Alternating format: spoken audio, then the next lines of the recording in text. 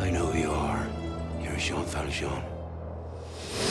Ah, Cosette, Fantine, Jean Valjean, Javert, Les Thénardier, Les Misérables, plus d'une trentaine d'adaptations de ce roman de Victor Hugo au cinéma, une dizaine à la télé, 5 dessins animés, des BD, une comédie musicale. Cette fois, le long métrage est truffé de stars qui chantent en vrai, Anne Hathaway, Russell Crowe ou encore Hugh Jackman. Stole a loaf of bread.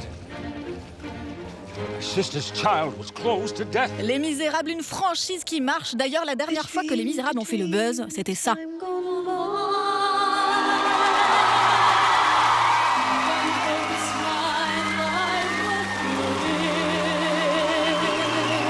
Eh oui, Susan Boyle qui explosait les écrans et les tympans aussi en reprenant un morceau ultra connu de la comédie musicale I've Dreamed a Dream.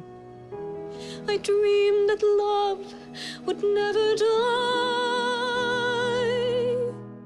Mais revenons à nos moutons, Les Misérables version comédie musicale, c'est d'abord une création française, composée par Jean-Michel Schoenberg et Alain Boublil avant d'être mise en scène par Robert Hossein à Paris en 1980. Je l'ai sur l'établi, 14h à la chaîne.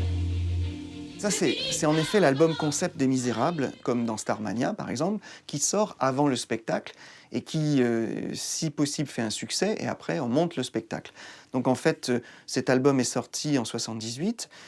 C'est un album qui est absolument magnifique, avec Michel Delpech, Michel Sardou et plein d'autres qui ont chanté. Et 2 ans plus tard, Cameron Mackintosh écoute ce disque et se dit « je vais en faire un succès mondial ». Ok, ce sont donc les Anglais qui s'emparent de la pépite française et l'exportent en réorchestrant dans plus de 40 pays. Mais qu'est-ce qui fait la particularité des Misérables par rapport à d'autres comédies musicales ? La particularité de la comédie musicale Les Misérables, c'est qu'en fait, elle n'est pas faite, elle n'est pas écrite comme de la variété. Elle est écrite comme de la grande musique. La grande musique reste intemporelle. Les Misérables, c'est pratiquement un opéra. Un succès auquel Victor Hugo ne devait pas s'attendre. Poursuivons donc par le commencement, la genèse des Misérables. C'est un livre paru en 1862 et écrit en partie ici, place des Vosges, à Paris, ancienne place royale. Un roman qui devait s'appeler Les Misères au départ. C'est bien plus qu'un roman, c'est aussi un livre de philosophie, c'est une nouvelle Bible où l'humanité doit apprendre à lire.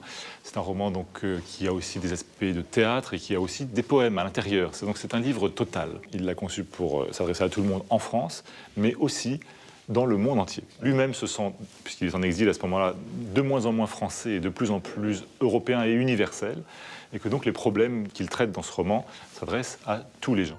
Et même Anne Hathaway s'emballe devant la portée universelle de l'œuvre. Ce livre, c'est une exploration de l'amour. Dans toute sa profondeur, avec un langage sublime, je crois que j'ai jamais rien lu d'aussi beau.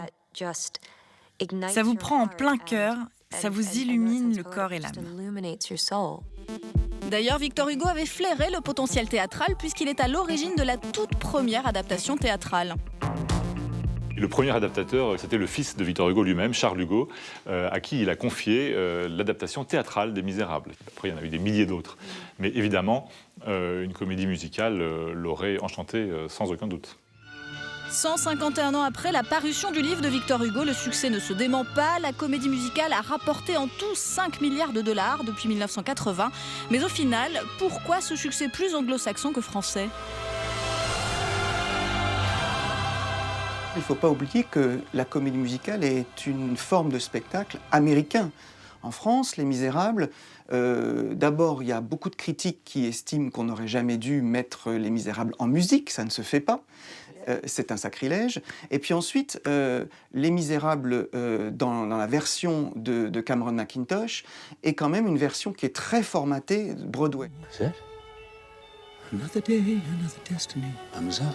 D'avoir ce film qui fonctionne du feu de Dieu aux États-Unis, qui fonctionnera peut-être un petit peu moins en France, mais en tous les cas en Angleterre, c'est déjà un énorme succès. Et ça aussi, ça va relancer le spectacle vivant.